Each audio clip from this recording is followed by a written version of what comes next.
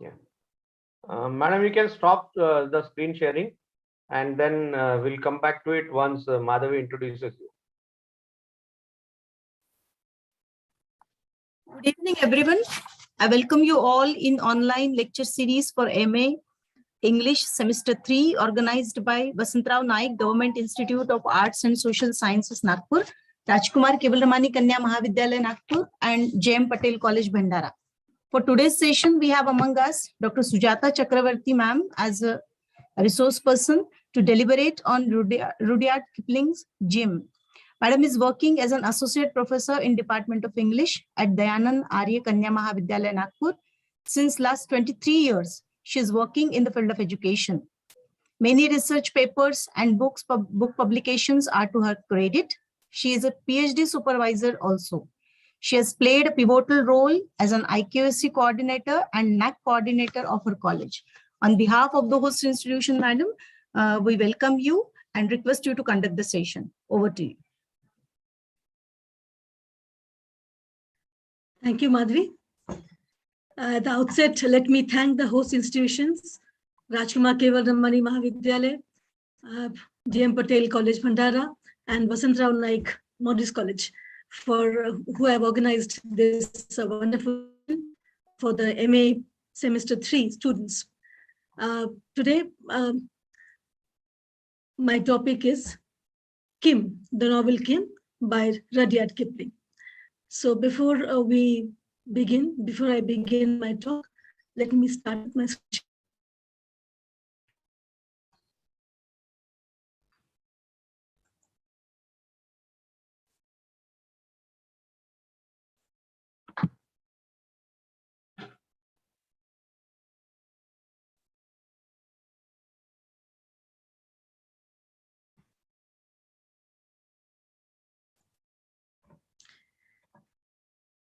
Is my screen visible? Yeah, perfectly fine. Okay. So here it is, students.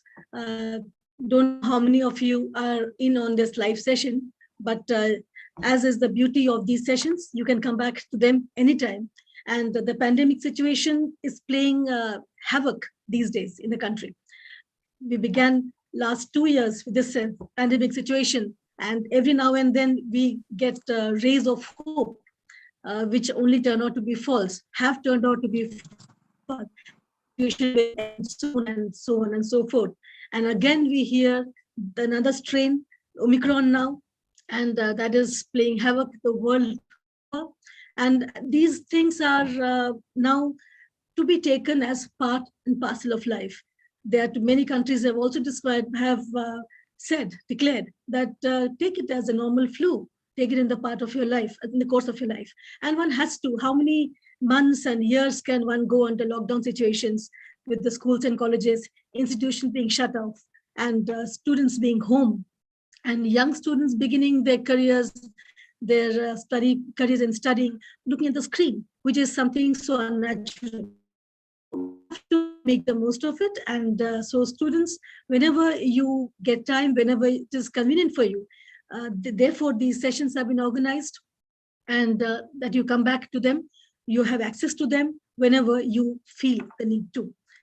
Because even now, classroom situations are not absolutely possible, though we are going on the blended mode at places. So here goes. So my topic today is the novel Kim by Rudyard Kipling. And this is for the MA Part 2, English 3rd semester, assigned by the RTM Nagpur University. It comes from the Post-Colonial Literature 1 and Unit 2.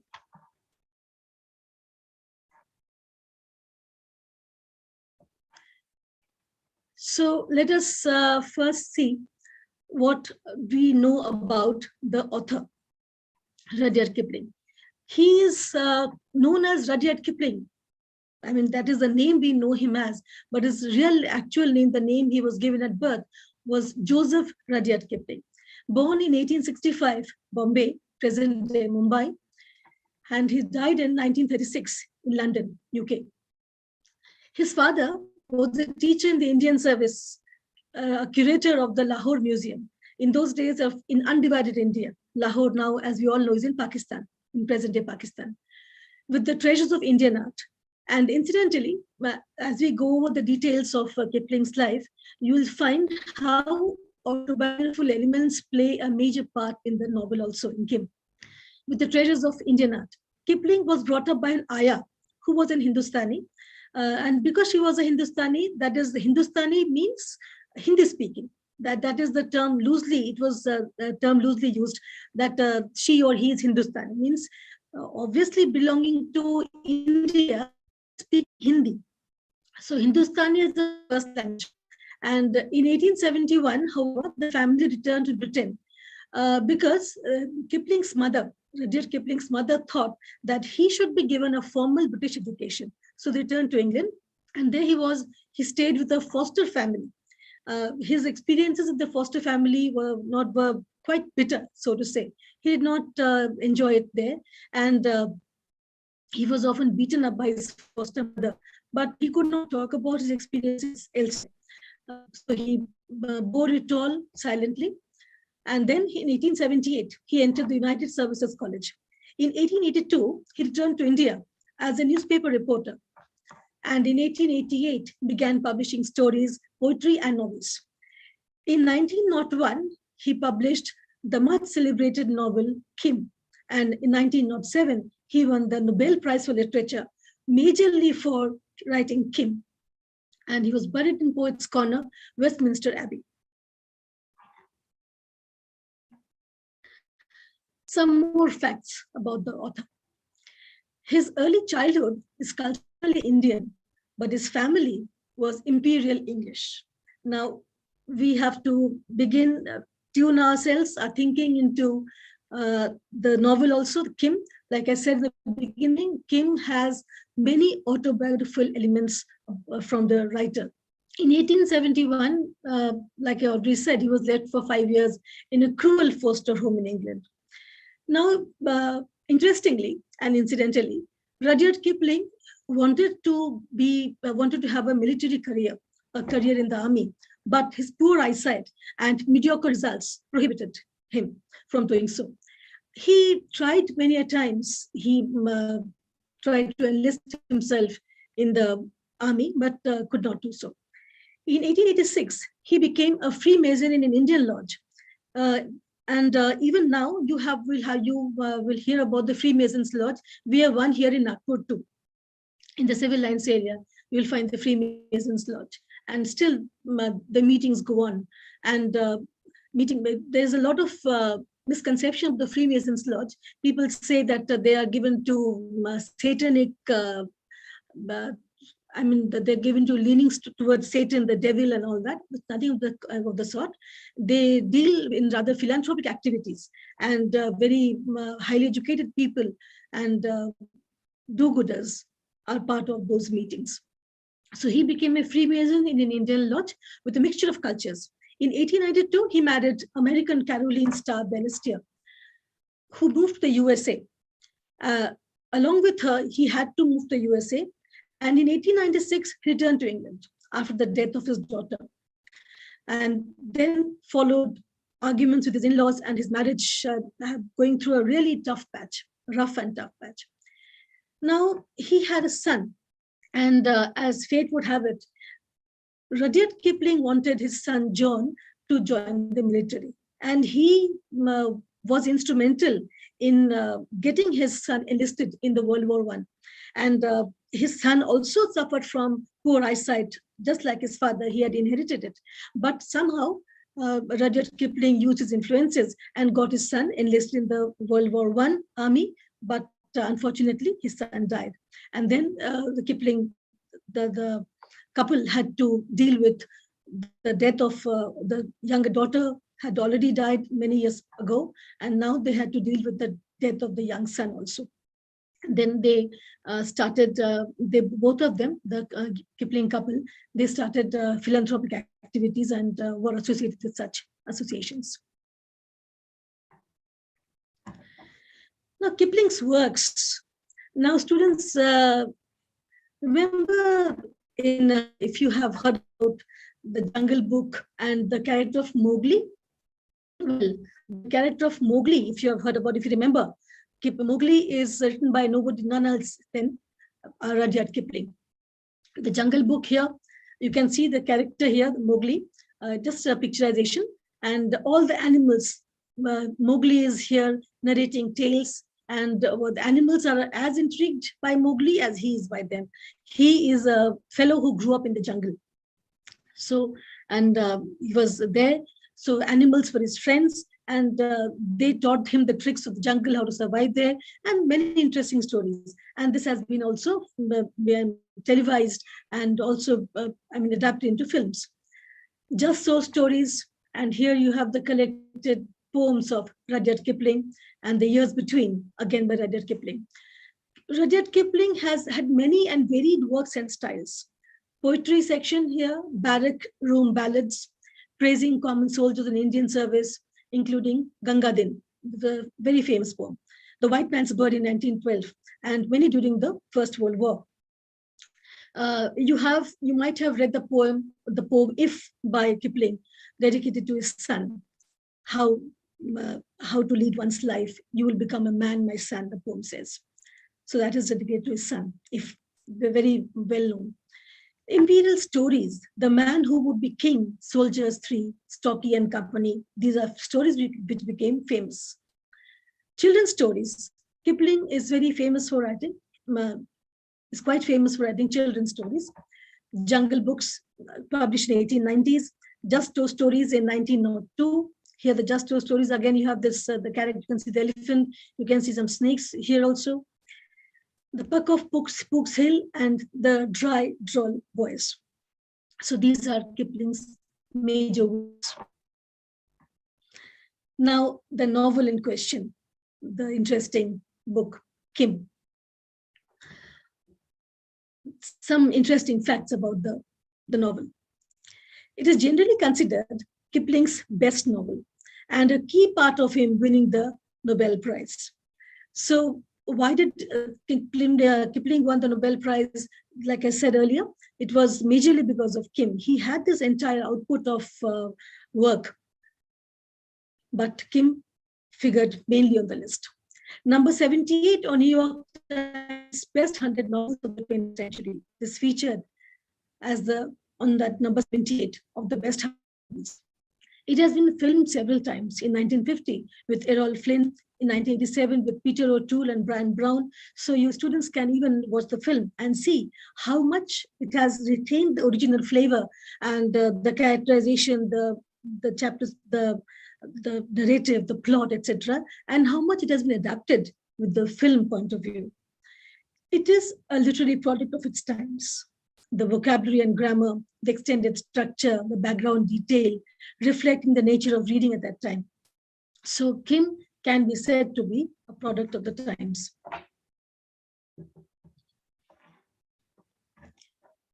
Now, the main characters in Kim. Kim is a short name, very short and sweet name. Actually, he was named in the novel also, in the beginning, when you read it, you'll find he was named as Kimball O'Hara. That is the name he was given. Other characters, major ones, the Lama. Lama, as you know, the Dalai Lama is very famous. Who is the Dalai Lama? The head of the religious institution of Buddhism in Nepal. But the Dalai Lama stays in India. Colonel Creighton, the regiment and its priests, Mahbub Ali, Hari Babu, and the widow of Kulu Kim. Here you find, these are all representations I found on the net for you. This Kimball O'Hara, that's Kim. Then this is Teshu Lama, the Lama, he is named here Teshu Lama. This is Mahbub Ali. This is Colonel Creighton. This is Largan Sahib. And this is Kulu Sahiba, or the widow of Kulu. And this is Hari Babu. Also look at the spelling, how Hari is spelled over here, Hari, H-U-R-R-E-E. That's how Rudyard Kipling spells Hari. And you find here Hari Babu, obviously as the name suggests, a Hindu. Mahbub Ali is a Muslim. Then Dalai Lama is of the Buddhism faith, and Colonel Creighton and the Largan Sahib are both Christians.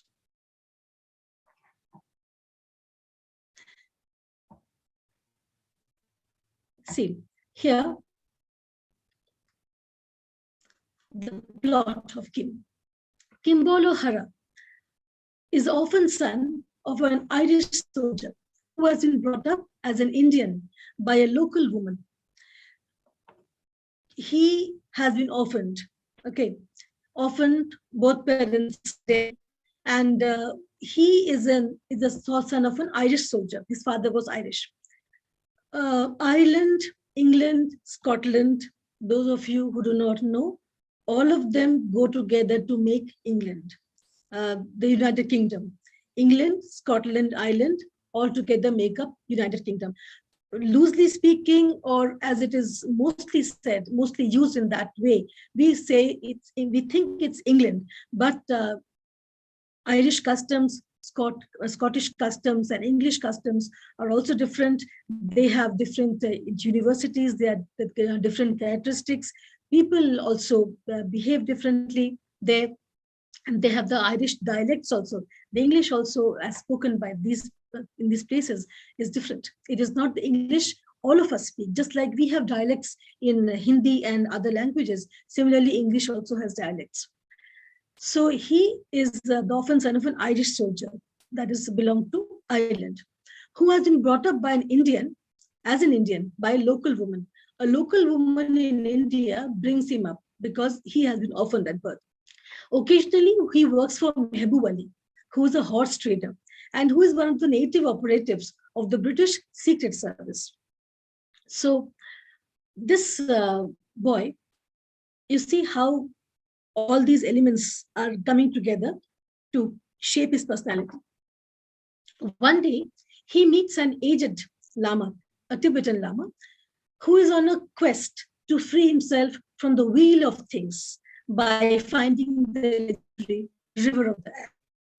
Now, who is the Tibetan Lama? One thing, he is aged, he is a Tibetan Lama, and he is on a quest that is on a mission, in search of something. Quest can also be explained like on a search. And what is this search? The search of all times. Like everybody would want to be free.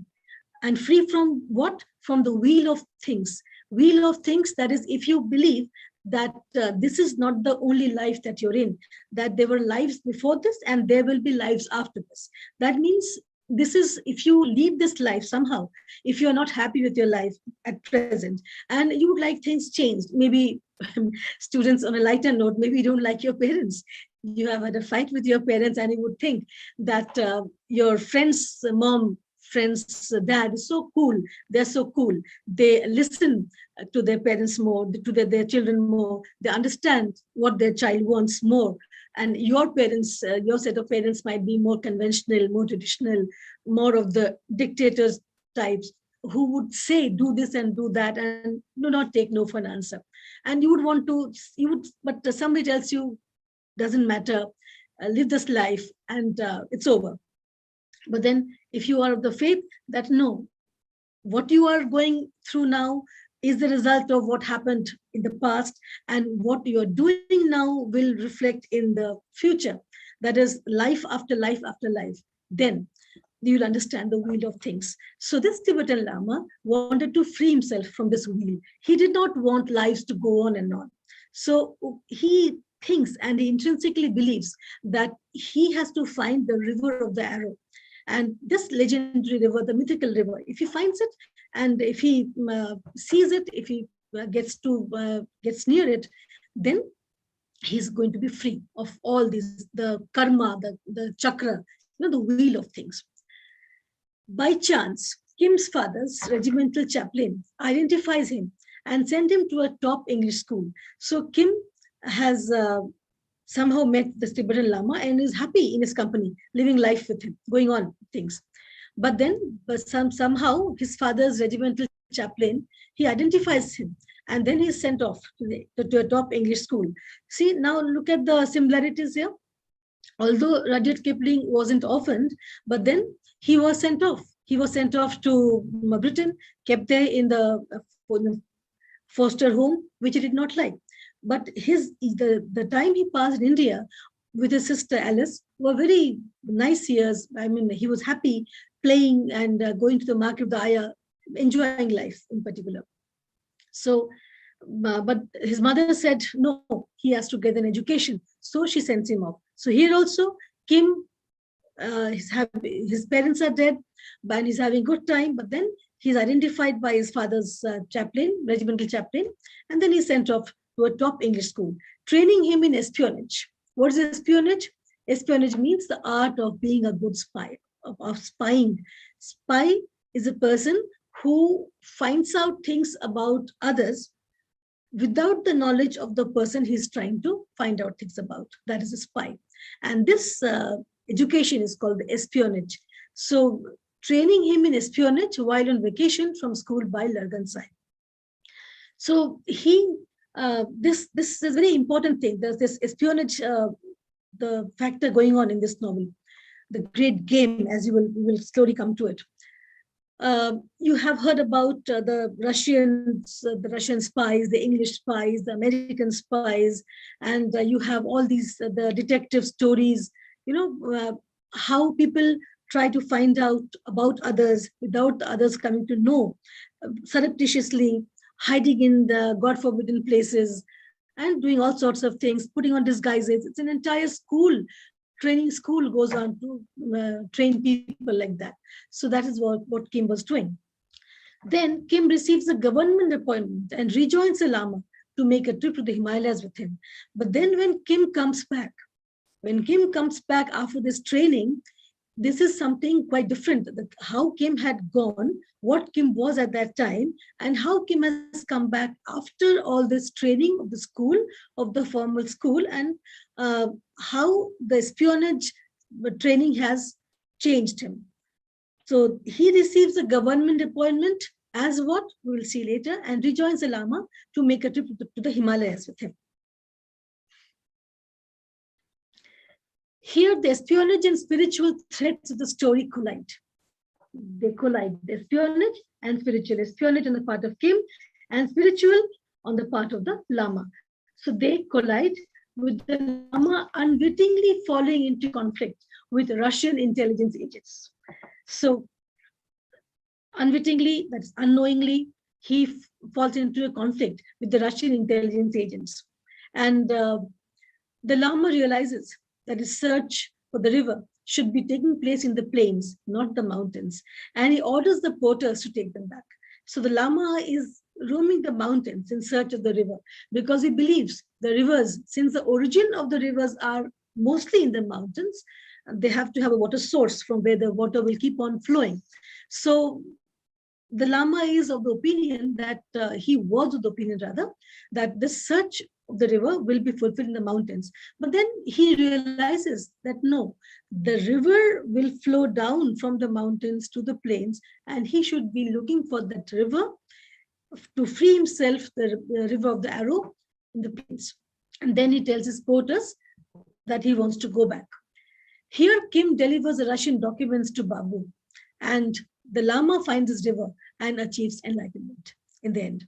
So Kim, he is here on a mission. He has been trained. He's on a government job, that he is a spy now. He is doing their bidding. And the Lama doesn't know. But then Kim and like the Lama had helped Kim before, now Kim helps the Lama, and the Lama ultimately finds his river and he achieves enlightenment. Now the readers is left to decide whether Kim will henceforth follow the materialistic road of the great game, the spiritual way of Tibetan Buddhism, or a combination of the two. So now when you students read the novel, you will have to decide for yourself, because the author hasn't spelled it out clearly for you. What road is Kim going to take? How is Kim going to behave in the days to come?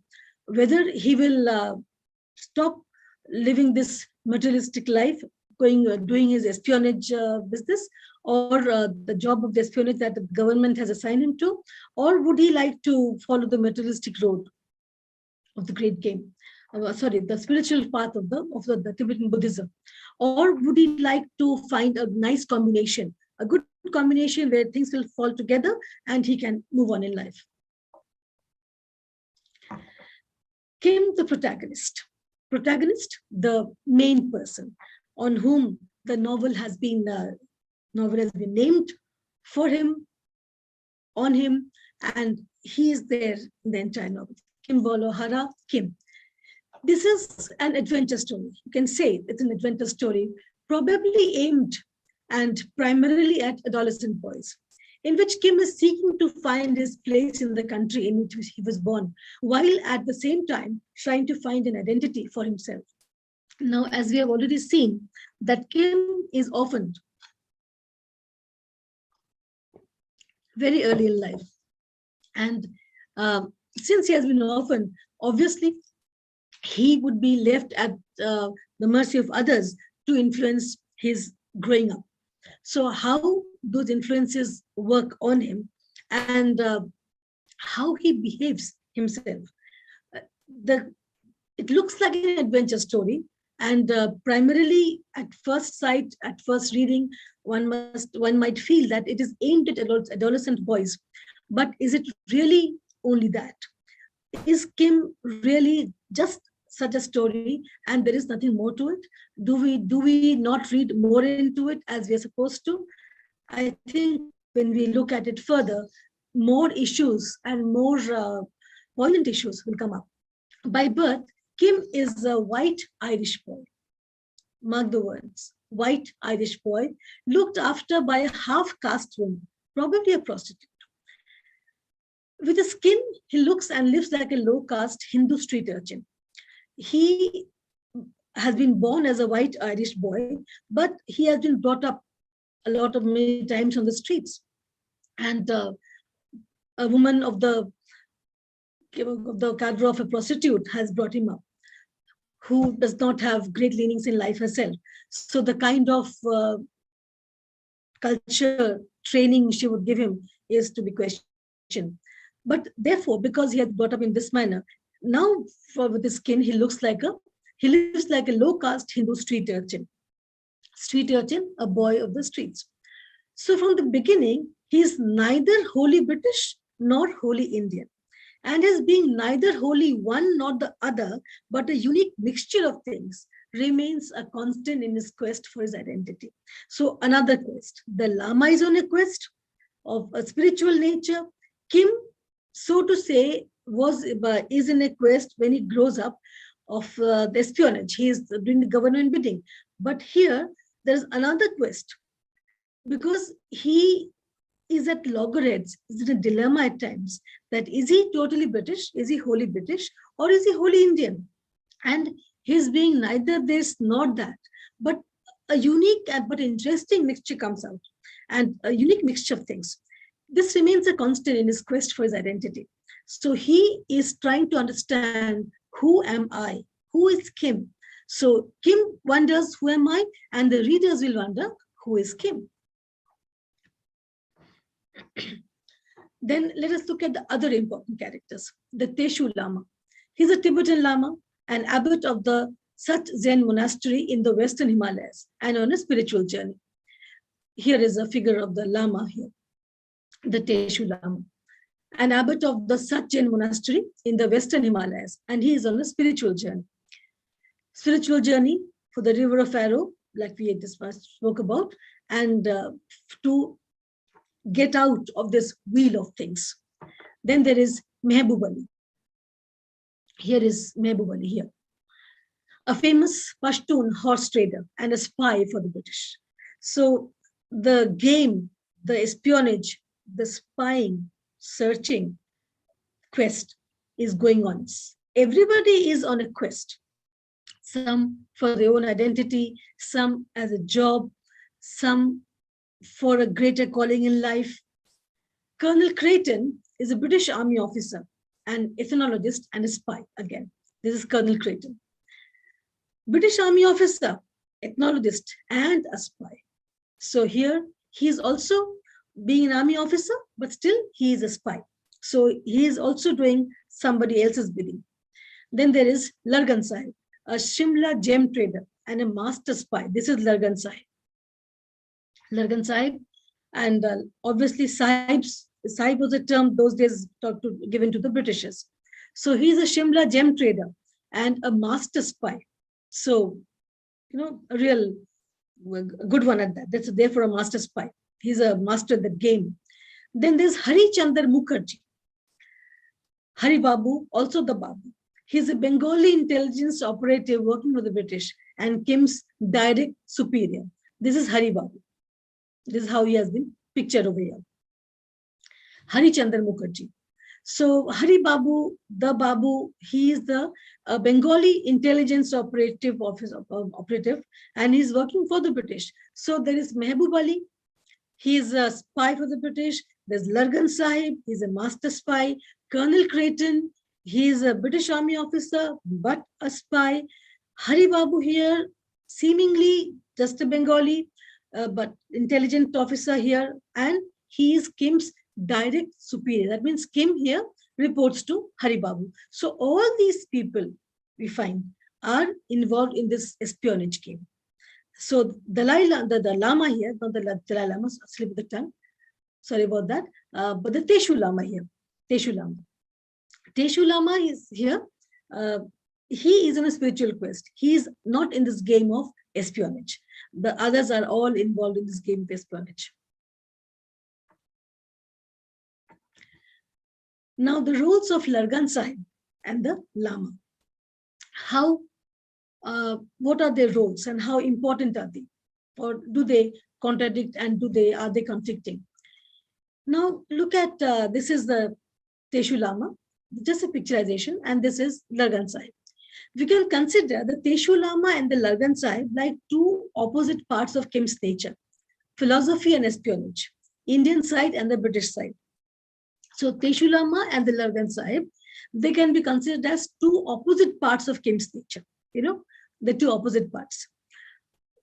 Kim has got both the natures. Kim is in a dilemma that where does he belong? Does he belong to the Indian side? Does he belong to the British side? Okay, because born British, brought up Indian. So where does his leanings, where does his loyalties lie? So they can be thought about two different parts of Kim's own nature.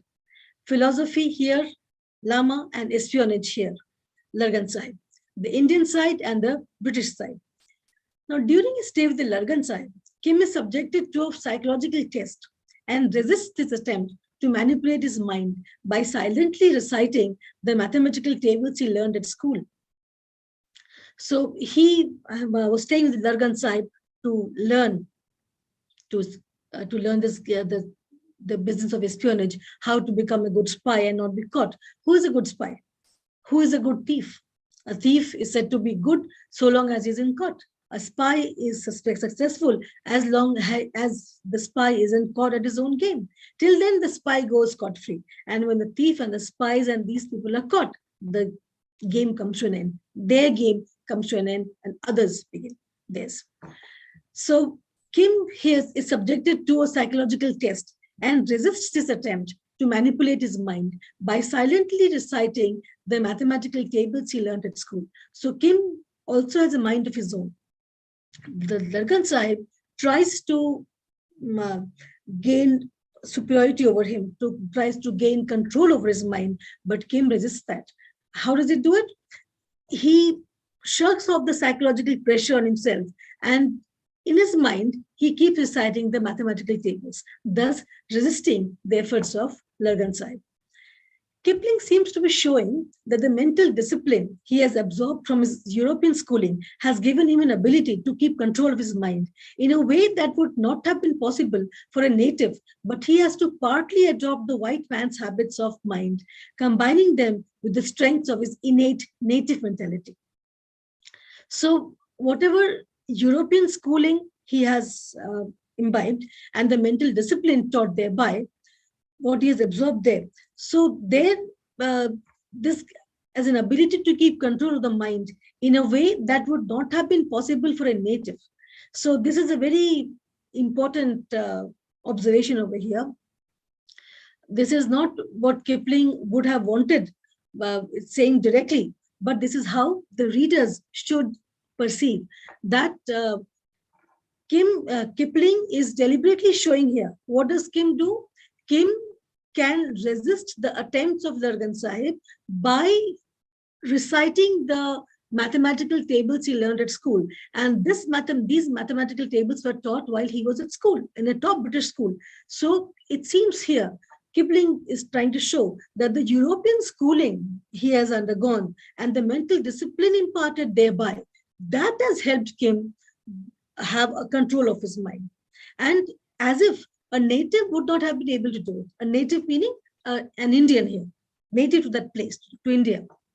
But he has to partly adopt the white man's habits of mind, combining them with the strength of his innate native mentality. So it seems as if Kim, through Kim, Kipling is making a poignant statement, a deep statement here, an observation here, that it is not possible for the Indians to do this, but because Kim was trained elsewhere in the British way of schooling, this has been possible. Let's look at some themes. This is a picaresque novel. Picaresque, a novel on the journey. Through the journey, the novel unfolds. The incidents unfold one by one. The rope or the adventure on his journey. So that this is journey of Kim to begin with. And he makes friends with all sorts of people. Here it's a Lama, and the Lama has his porters along, and Kim goes on with him. There's a search for identity. Now, whose identity? Kim's or Kipling's?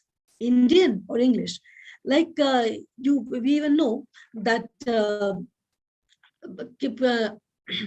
Kipling, after he got the education, he came back to India as a newspaper reporter. Again, he went back, got married, stayed in America for many years. But what were his stories about?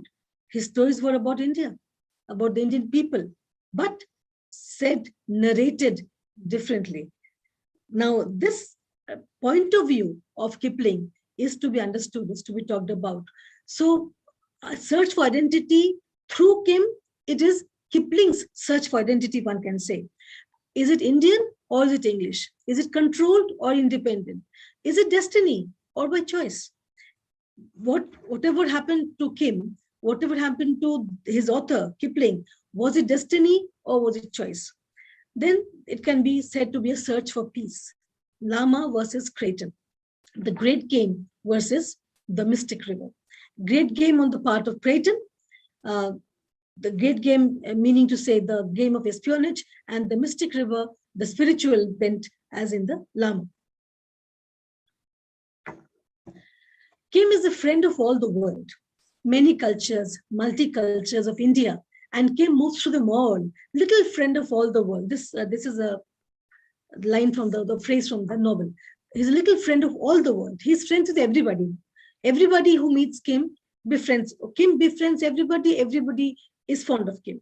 The castes and the social groups, the high-born, the low-born, sahibs, scholars, traders, priests, soldiers, brothels, spies, he sees a section of society, a cross-section of society going through the entire section, from the high to the low, from the low state of society to the high state of society. He meets the sahibs who actually are in the commanding position, and those being commanded by them also are friends of Kim.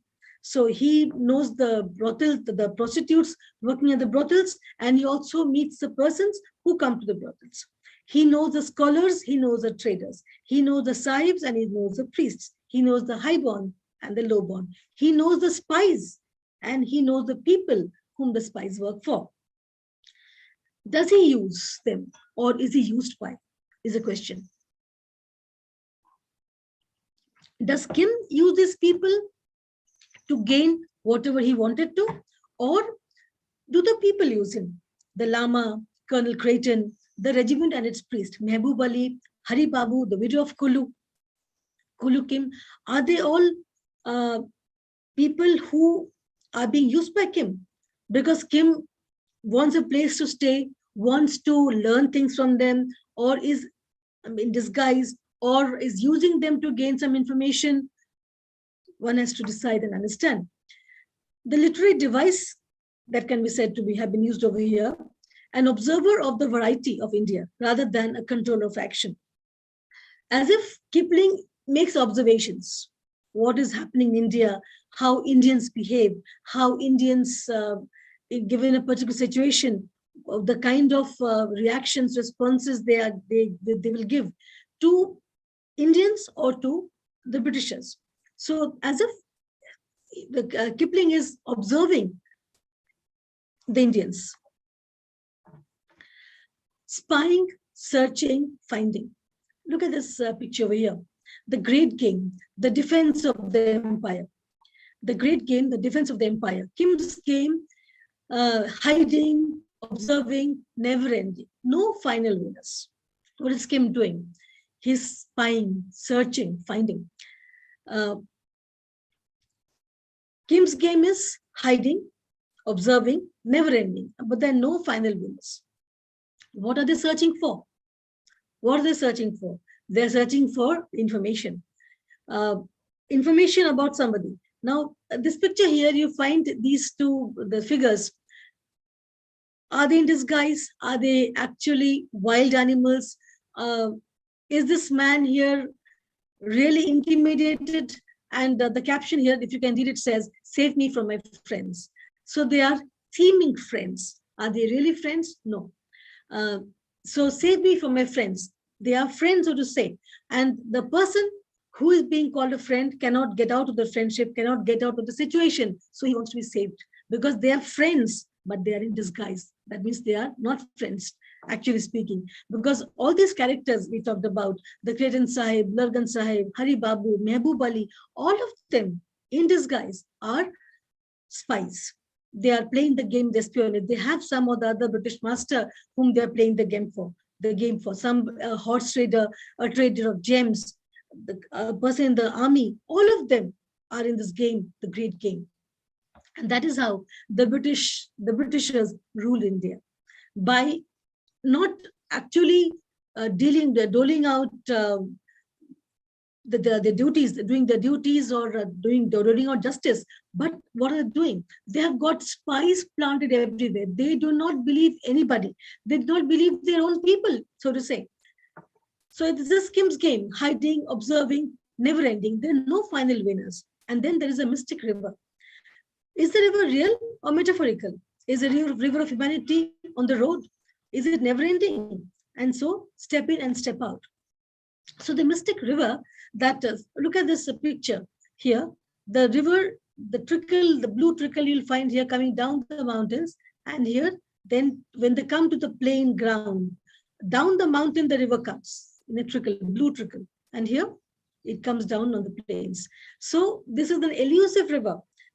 If you look further in the mountains, but then where do you actually find the river freely flowing? When the person comes down to the plains, when there are no mountains to shield it from view, but the river is there flowing in front. So is the river of humanity on the road? What is the actual river the person comes to? The person is, does he really, is that the river he was in search for? Is it never ending? So one steps in and another person steps out. Now, the two quests. What are these two quests? The Lamas for the great soul and Kims to play the great game of spying seem to be so different. So it's difficult to imagine that two such contrasting ambitions could be yoked together. Kim and the Lama have in common that neither has any real family ties or sense of belonging, and their quests have in common that both are esoteric, beyond the reach of the ordinary people, and both require the renunciation of normal life. The Lama has renounced normal life. He doesn't have family life. He is in quest. He is in search. He has hired porters and is moving in the mountains looking for that mythical river. That he believes that there's the arrow. The river is of the arrow, and when he finds it, he will attain fulfillment, and he will attain he can opt out of the wheel of things. He will have total freedom from the wheel of things. He'll be free. So are these quests, what Kim has taken and what the Lama has taken, are they real in real time? Both of them do not have any family. Both of them are not tied to family. Kim doesn't have family, so to say, and nor does the Lama. So both of them are on their quest. They make a good pair together. And they are beyond, the quests are beyond the reach of ordinary people. What are they looking for? Information that Kim wants cannot be found out by ordinary people, and what the Lama wants also cannot be found out by ordinary people. As a spy, Kim will have to renounce ordinary life. He will lead a life of disguise and deception. If he lives an ordinary life, he cannot do his work. He cannot be a spy if he just goes around like you and me do, like you and I do, day-to-day life. No, a spy will have to do his work without the others knowing what he's up to. He will lead a life of disguise and deception, never able to reveal his true motives to anyone. You might have seen films where you have detectives, where you will find that even the government employs people at times. And when somebody is employed like that, what does the government say? The officers who have employed such a person on a mission, that if you are caught, we do not know you. But if you have done your duty, it is a duty you are doing to your nation. But if you are caught somewhere, we do not even know who you are. So if the spy is caught, the spy will die a dog's death. That is not given a funeral, so to say, will be just killed, will be left to die in the roads, and nobody will even bother to look after. Nobody will be bothered to look for the family where this dog belongs. So that is the life that Kim has chosen. So does Kim like this life? Just as the Lama's mission will only be understood by a select few among Buddhist holy men, Kim's mission will only be understood by a select few among the British Secret Service. So the Lama, and even all Buddhist people will not understand me. Only people, there are different stratas, even in monks, even in monkhoods. When people enter any mission, they are the beginning, at the base. Then slowly, as they attain the steps, as they attain those levels, do they rise higher. So only a few men will understand, a few people, that what is the Lama's true aim in life. And similarly, Kim's mission will only be understood by a select few in the British Secret Service. The others will take him to be just a normal boy, a boy who is homeless, a boy who has Irish roots, but been brought up in India and on the roads, a street urchin, so to say. What's a great game? The great game has been talked about so much here. This is a term used for the strategic rivalry and conflict between the British Empire and the Russian Empire for supremacy in Central Asia. So the Russians and the British, both these nations wanted to rule over Central Asia. Central Asia meaning this entire chunk, China, Pakistan, Bangladesh, India, Sri Lanka, this entire Central, and then Japan over there, and all these nations. So Britishers from Europe and Russians, they both of them wanted to rule over Central Asia. So how to rule? How can they get the in-way there? By taking care of, taking hold of people, by employing people who will give them information, who will gather information unknowingly. By whom are they gathering for? And this information will come in handy to strategize how to enter the nation and how to rule them. This is the book, The Great Game by Peter Hopkins. And you must read it. It is a Struggle for Empire in Central Asia, an iconic book. The classic Great Game period is generally regarded as running approximately from the Russo-Persian Treaty of 1813 to the Anglo-Russian Convention of 1907. A second, less intensive phase followed by the Bolshevik Revolution of 1917. And the term Great Game is usually attributed to Arthur Connolly, an intelligence officer of the British East India Company's 6th Bengal Light Cavalry. So this game, the word, the Great Game, the term was coined by Arthur Connolly. And he belonged to the British East India Company's 6th Bengal Light Cavalry. And this is a book. You must, those of you who are interested, you can get hold of the book, and don't read about the book. Try and get the book and read it yourself.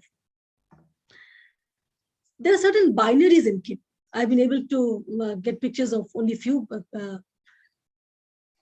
construction of space on a single slide here. What are binaries? Binaries are terms where both of them together makes one whole. They are binaries. Like in the colonial context, the explorer and the discoverer, the civilized and the primitive. The explorer comes, he explores and he discovers something. So explorer and what he discovers. Then the civilized and the primitive. The primitive people are, so to say, civilized by the civilized. The primitive people are they are made civilized by the already civilized people who call themselves civilized. What is actually civilized? That is again what you have to think and understand and answer. Then the ruler and the ruled, parent and the child, together, parent and child together make a binary. That is, one whole is made by a parent and a child. Similarly, ruler and ruled. The ruled is nothing without the ruler. Unless there is a ruler, whom will be will they rule over? So the ruler and the ruled together make a complete whole. And all based in the essence of the superior and the inferior. So who is superior? Who is inferior? Is it really the parent who is superior?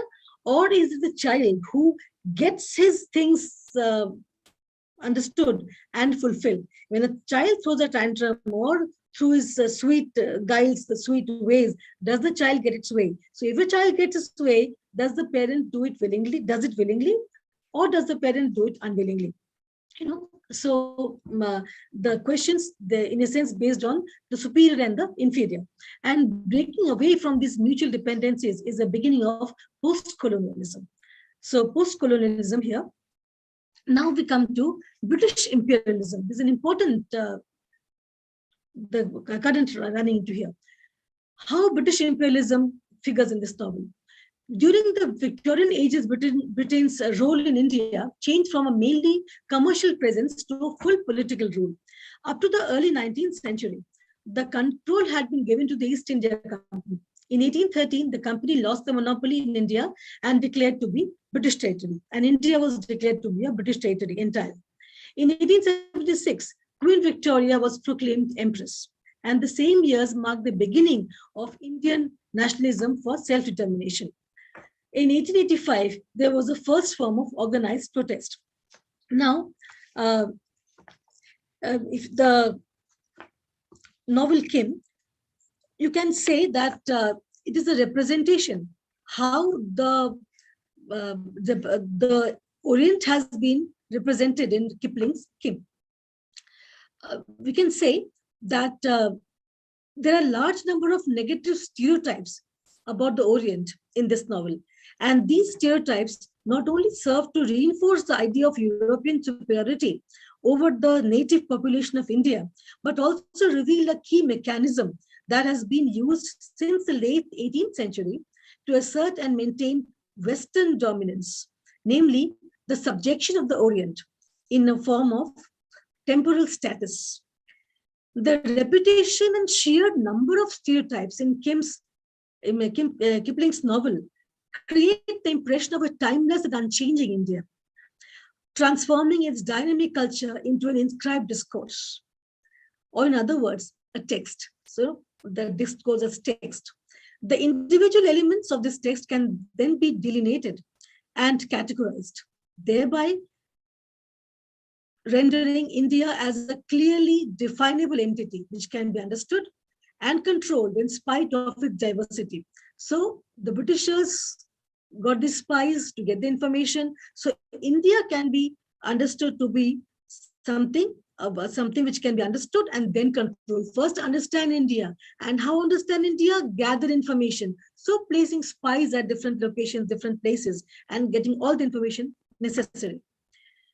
The potential sites of resistance within the novel, which can be located in the characters of Kim, the Lama, and Hari Babu, as well as its engagements with the Indian Mutiny of 1857, are neutralized through the absorption into this overarching discourse, which presents the Orient as a static, homogeneous entity that is fundamentally inferior to its European counterpart. Now, on this screen here, you will find there are two pictures. This is a gun of the Zamzama. And in the novel, in the beginning, you will find Kim He's riding, he's sitting on this, gun. Okay. And the novel, the lines say that he does not listen to his defying all the municipal orders, going against the municipal orders. Kim is riding, striding over this. And how does it do it? He does it because he defies. He thinks that because he's Irish, that because he has British antecedents, he can do it. He is superior to the inferior natives, to the inferior Indians. So Indians are natives, Indians are inferior, and these are the sahibs. Just because he has got the birth of the Irish birth, therefore he can do this. So this the novel can be interpreted as a project that exemplifies the relationship between Britain and India within the hegemonic colonial discourse. And what does he say? Kim say, who holds Zamzama? That fire-breathing dragon holds a Punjab. That fire-breathing dragon holds a Punjab, for the great green bronze piece is always first of the conqueror's loot. So there was some justification for loot, since the English held Punjab and Kim was English. So, what does Kim say? That who holds Zamzama holds the Punjab. You understand how what is Kipling saying? That just because Kim belongs to the British antecedents, therefore he has the power, he can sit there, and he has the audacity to even kick down his friends from that place. He kicks the Hindus, he kicks the Muslims, and what does he say? All Muslims fell off Zamzama long ago. He kicks the Muslims down and he says, all Muslims fell off Zamzama long ago. And he kicks the Hindus and he says, the Hindus fell off Zamzama too. So the Hindus fell off, the Muslims fell off, and what does Kim do? Kim is the one who will be there. So this, the superiority pronounced over the religions, that without saying that I am a Christian and I am superior, in other words, that is what he's saying, that I belong to the superior Christian race, the English race over here, and therefore you are the natives. So I have this audacity, I have the power, even though my parents are dead. Just because my origins are from there, I have the audacity to kick you down from here, and you dare raise your voice. That is what he says. And then here you will have the picture, another picture here of this train, the steam engine. And here all these people, they want to board the train. The Hari Babu and the Mehboob Ali, all these people, they want to board the train. And they are afraid. Some of them are afraid. The superstitions, and this is a symbolic object of the British superiority. This is as if they have given it to us. As if the Britishers have given the train, the whatever systems, the educational system, the railway system, the roadways, they have all been given to us as a boon on a platter by the Britishers to India.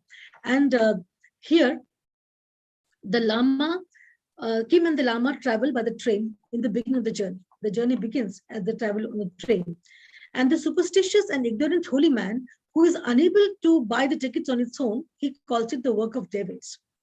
Now his fears are lulled by the skifsick craftsman, who assures the Lama that since the train is the work of the government, a practical gift, which implies the British influence, the positive British influence on the development of India. So if India is developing positively, it is because of the Britishers. So it is a gift of the Britishers to India.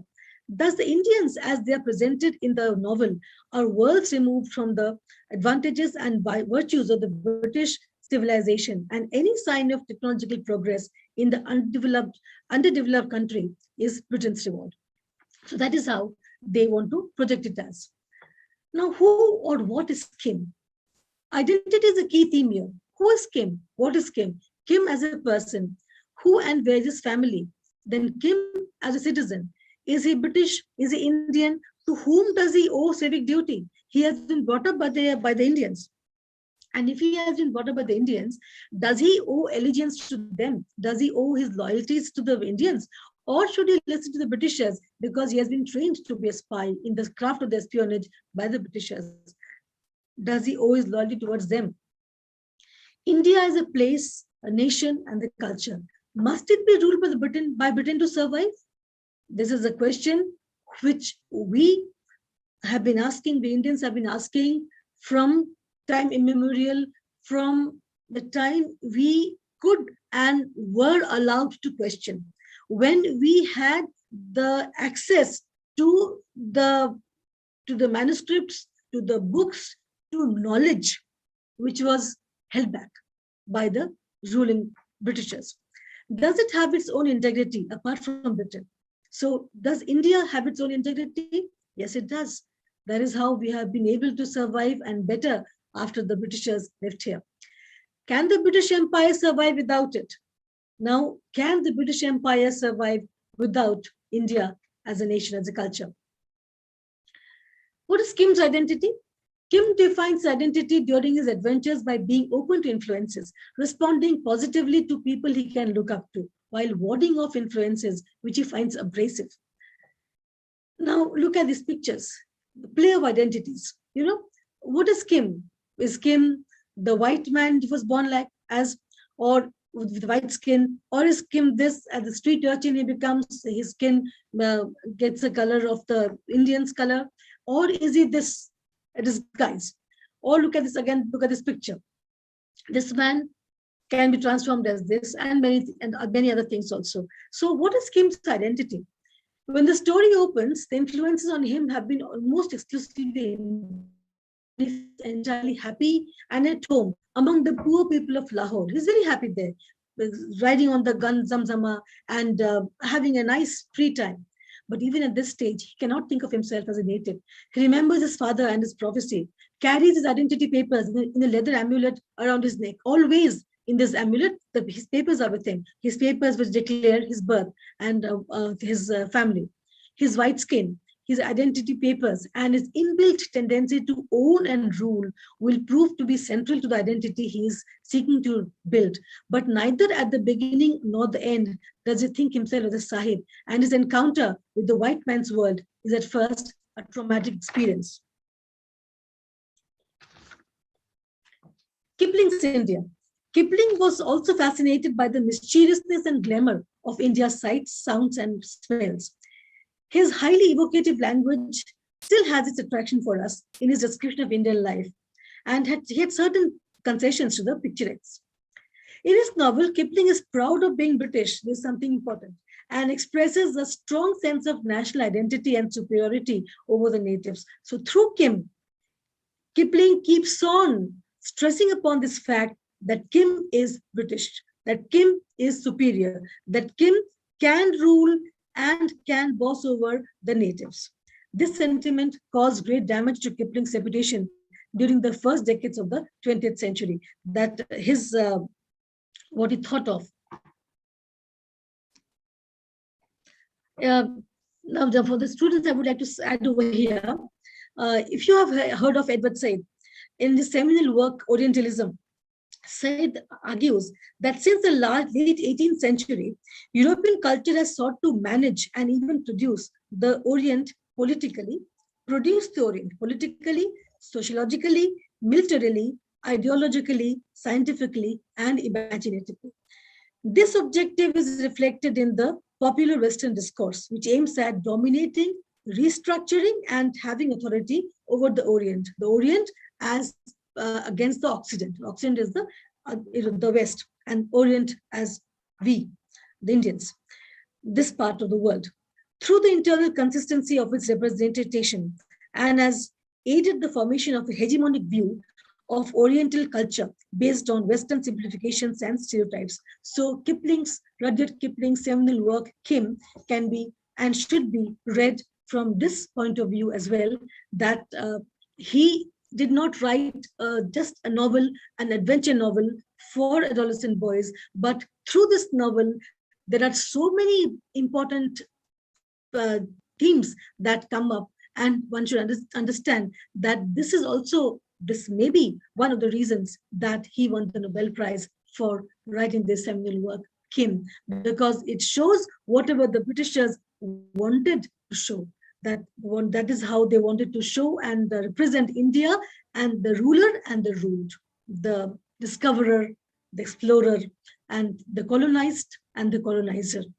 So does this post-colonial work, they should be read in this light also. And therefore, I would like to say, although there are themes, the serious themes over here, but you also should understand that when you look at Kim, then this is also Kim the child. So love yourself, love your child inside you, love your inner child. So never let the child inside you die, and look to a positive world. Thank you for a patient hearing. Thank you so much, ma'am, for this very wonderful and very informative session. We are very sure that the students are immensely benefited through your very resourceful lecture. Thank you so much. All the significant aspects of this work are covered by Chakravorty ma'am so wonderfully with very wonderful presentation. On behalf of the host institutions, ma'am, we are thankful to you. Thank you so much. Thank you, Karthik sir. Thank you. Thank you, Madhavi. Thank you, madam.